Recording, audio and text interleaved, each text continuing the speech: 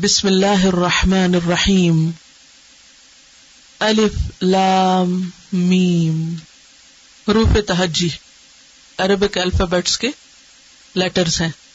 الف جس سے الف با تا شروع ہوتا ہے اور انہی میں سے ایک ہے لام اور انہی میں سے ایک ہے میم. الف لام میم.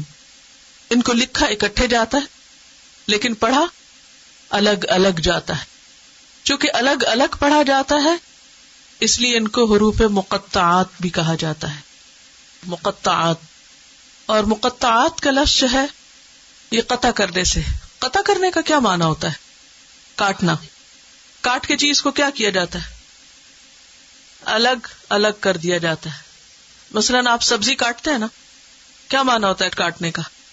جی اس کے ٹکڑے ٹکڑے کر دیتے. تو یہ حروف لکھے اکٹھے جاتے ہیں اور پڑھے الگ الگ جاتے ہیں, توڑ توڑ کر پڑھے جاتے ہیں. اس لیے ان کو حروف مقطعات کہتے ہیں. یہ قرآن مجید کی کئی ایک سورتوں کے شروع میں آتے ہیں.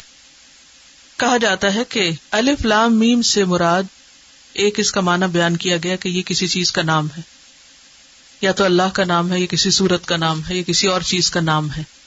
یعنی الف لام میم کیا ہے؟ یہ ایک رائے ہے, ایک اوپینین ہے. کیا کہ یہ کسی چیز کا نام ہے. یعنی اگرچہ حروف ہیں الگ الگ پڑھے جاتے ہیں لیکن اس کے باوجود یہ جب الف لام میم لکھا جاتا ہے تو یہ اس کا ایک معنی ہے. اور معنی کیا ہے؟ یا تو اللہ کا نام ہے یا پھر یہ کسی سورت کا نام ہے. دوسرا اوپینین یہ ہے کہ اس کا کوئی معنی نہیں ہے. there is no meaning. یہ بس صرف لیٹرز ہیں, الف لام میم. تیسرا یہ کہا جاتا ہے کہ معنی تو ہے لیکن ہمیں نہیں معلوم, اللہ کو معلوم ہے. اللہ عالم بمرادہ, اللہ کو پتا ہے اس کا کیا معنی ہے الف لام میم کا. ایک اور معنی یہ بھی بتایا گیا کہ الف سے مراد اللہ ہے, لام سے مراد جبریل ہے اور میم سے مراد محمد ہے. اللہ کی طرف سے یہ کلام آیا ہے, جبریل لائے ہیں اور محمد صلی اللہ علیہ وسلم پر نازل ہوا ہے. ایک معنی یہ بھی کیا جاتا ہے. چوتھی رائے یہ ہے کہ اس کے بارے میں خاموشی اختیار کر لی جائے, نہ یہ کہا جائے کہ کوئی معنی ہے اور نہ یہ کہا جائے کہ کوئی معنی نہیں ہے. الف لام میم بس الف لام میم, کچھ بھی نہیں کہا جائے. لیکن یہ کیسے ہو سکتا ہے کہ ایک چیز قرآن مجید میں موجود ہو اور اس کے بارے میں کچھ بھی نہ کہا جائے؟ یہ سارے اوپینین سمجھ آ گئے. اور اس کے علاوہ بھی کچھ اور باتیں کہی گئی ہیں جن کی تفصیل اس وقت ضروری نہیں, اتنی بات کافی. لیکن جو سب سے راجح کا مطلب ہوتا ہے سب سے زیادہ جس کو ہم پریفر کر سکتے ہیں, وہ رائے امام ابن تیمیہ تا یا میم یا ہا تئی می یا کی رائے ہے. اور وہ رائے یہ ہے کہ ان حروف کو صورتوں سے پہلے لانے کا مطلب یہ ہے کہ عربوں کو اس کلام سے عاجز کیا جائے, حیران کیا جائے کہ دیکھو کہ وہ قرآن جو حروف سے مل کر بنا ہے تم اس کے مقابلے میں کچھ بھی نہیں لا سکے. تو یہ اشارہ ہے قرآن کے معجزہ ہونے پر. الف لام میم حروف ہیں اور قرآن مجید انہی حروف پر مشتمل ہے. قرآن مجید ایسا کلام ہے کہ جس کے مقابل کوئی انسان کلام لا ہی نہیں سکا. اور یہ چیلنج اس وقت کیا گیا تھا فَلْيَأْتُوا بِحَدِيثٍ مِثْلِهِ إِن كَانُوا صَادِقِينَ, یعنی چاہیے کہ کوئی بات اس جیسی لا کے تو دکھائیں اگر وہ سچے ہیں کہ یہ کسی انسان کا لکھا ہوا ہے. تو بنیادی طور پر ان حروف کے شروع میں لانے کی حکمت یہ ہے کہ جو سننے والا ہے اس کی توجہ سننے کی طرف مبذول کرائی جائے. جیسے الف لام میم, تو جب اصل کلام سے پہلے یہ حروف آتے ہیں تو جو سننے والا ہے وہ الرٹ ہو جاتا ہے. یعنی سامع کو الرٹ کرنے کے لیے یہ حروف آئے ہیں. اور یہ قرآن حروف کا مجموعہ ہے, حروف پر مشتمل ہے. ان حروف سے مل کر الفاظ بنے ہیں اور الفاظ پھر آیات, اور آیات سے مل کر پورا قرآن مجید. لیکن اس جیسا کلام کوئی اور لا نہیں سکا.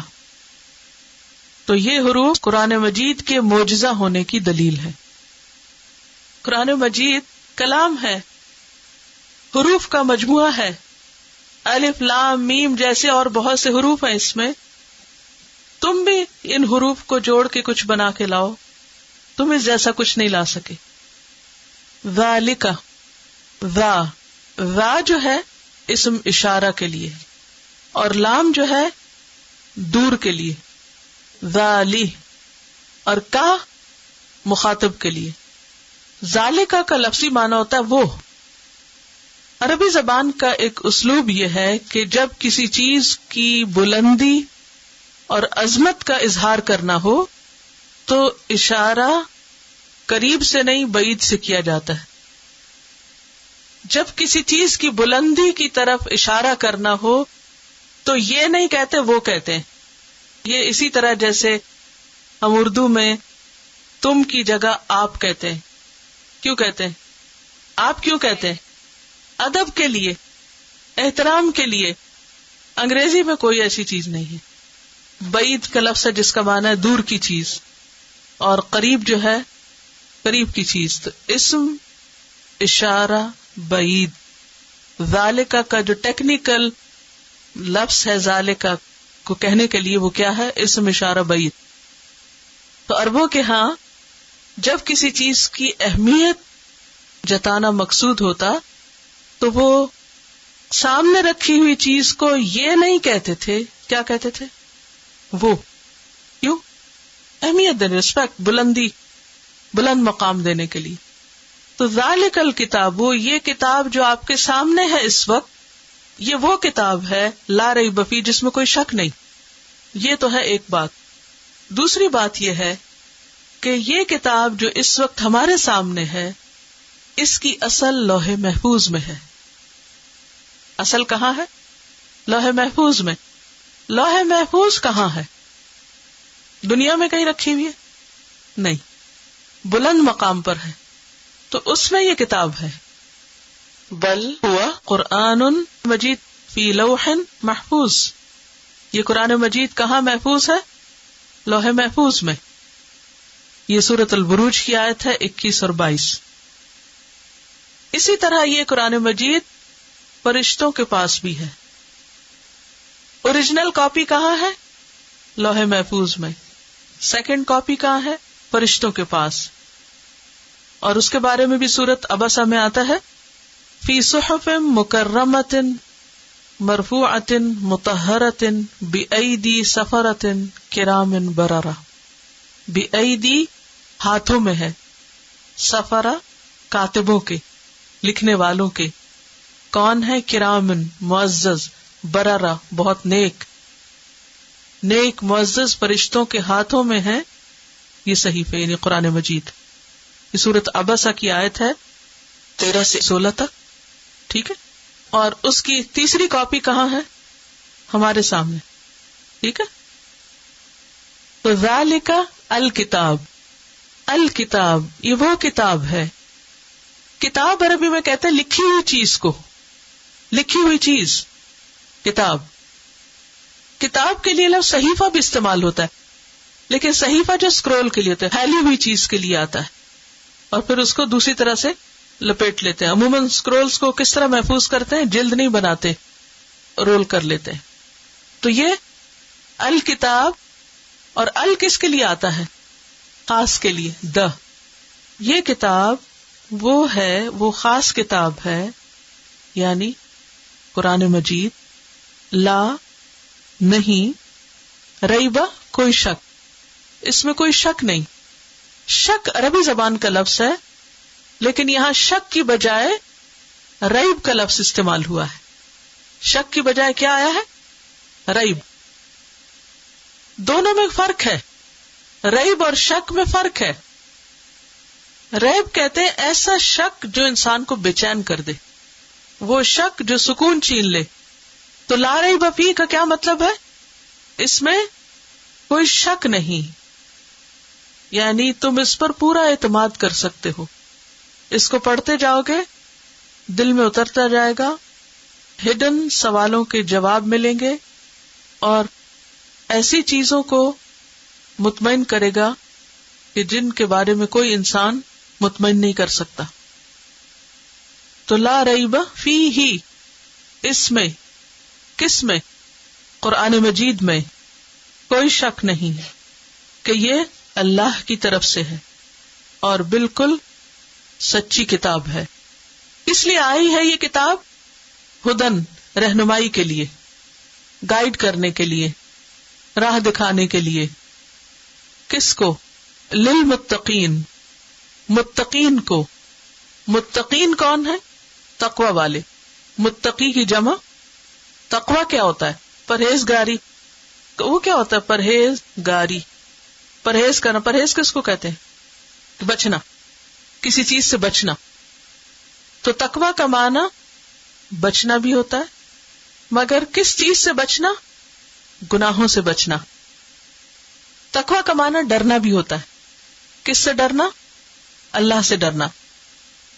تو ہر اس چیز سے بچنا جو گناہ کی طرف لے جائے، اللہ کے عذاب سے ڈرتے ہوئے، یعنی اللہ کے عذاب سے ڈرتے ہوئے گناہوں سے بچنا، یہ تقوی ہوتا ہے. اب یہاں یہ کہا جا رہا ہے کہ ہدایت ان کو ملے گی جن کے اندر تقوی ہوگا. اور ایک اور جگہ پر آتا ہے ہدی للناس، یہ کتاب ہدایت ہے سارے انسانوں کے لیے. تو دونوں میں کنٹرڈکشن نہیں. کبھی کہا گیا کہ ہدایت ہے انسانوں کے لیے اور کبھی کہا گیا ہدایت ہے متقین کے لیے. وائی؟ کیوں نہیں کنٹرڈکشن؟ اگر سب انسانوں کے لیے تو متقی کیوں حاصل کرتے ہیں؟ سب کیوں نہیں حاصل کرتے؟ ہاں سوچئے. یہ صرف سوچنے کے لیے آپ کو سوال کر رہی تاکہ آپ خود غور و فکر کریں. اب آپ کو ہدایت کا معنی دہرانا ہوگا. اپنے نوٹس چیک کیجئے کیا معنی پڑا تھا ہدایت کا. رہنمائی کرنا، شفقت اور محبت کے ساتھ راہ دکھانا. کتنی قسم کی ہوتی ہے ہدایت؟ علمی اور عملی.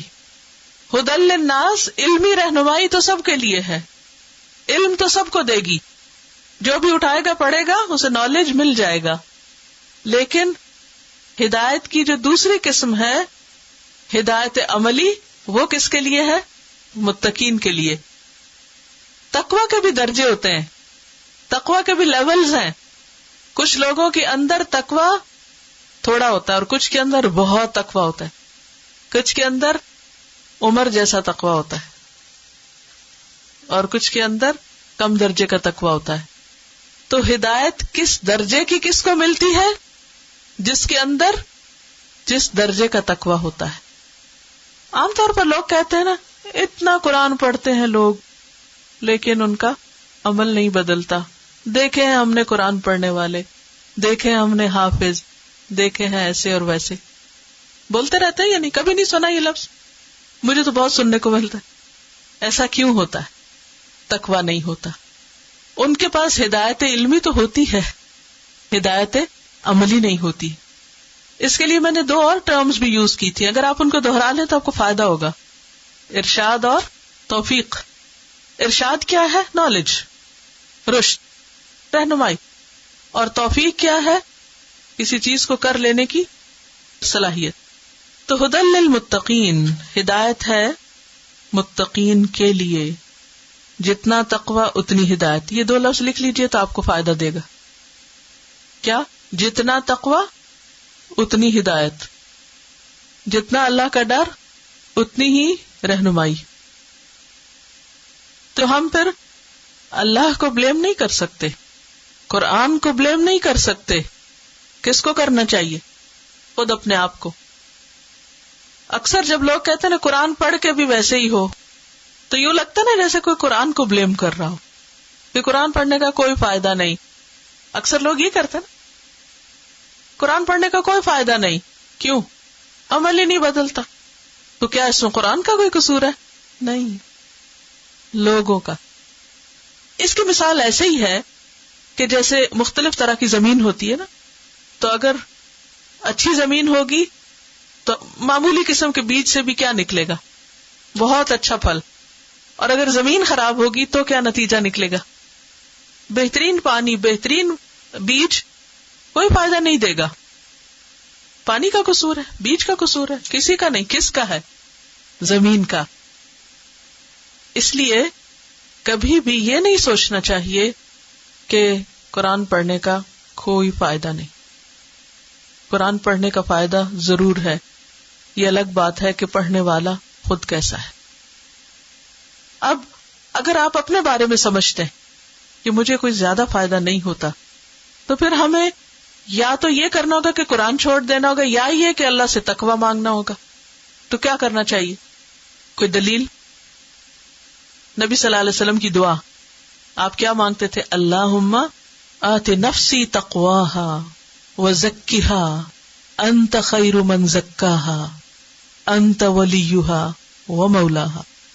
اللہ میرے نفس کو تقویٰ دے دے اس کا، اور تو بہترین ہے جو اس کو تقویٰ دے سکتا ہے، اور تو ہی اس کو پاک کر سکتا ہے. مسنون دعاؤں کی کتاب ہے نا، قرآنی اور مسنون دعا، اس میں لکھی ہوئی ہے.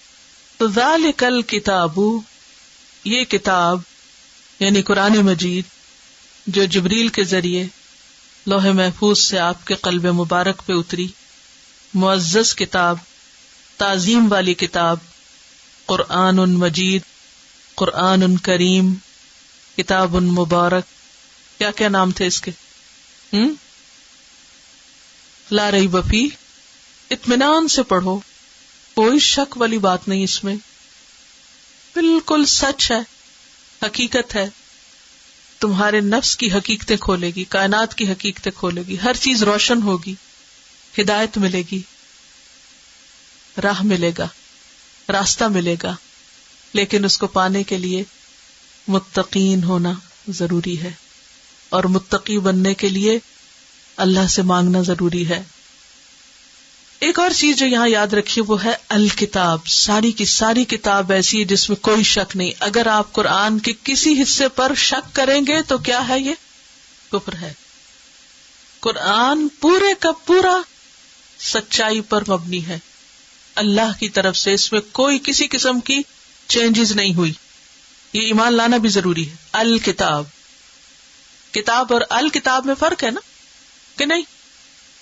کتاب تو کوئی بھی کتاب ہو سکتی ہے، اور الکتاب خاص کتاب، اور ساری کی ساری کتاب. جیسے الحمد کا کیا معنی کیا تھا؟ ساری تعریف. تو الکتاب یعنی یہ ساری، لام جو ہے نا استغراق کے لیے، ہر چیز اس میں آ جاتی ہے جو بھی اس میں ہے.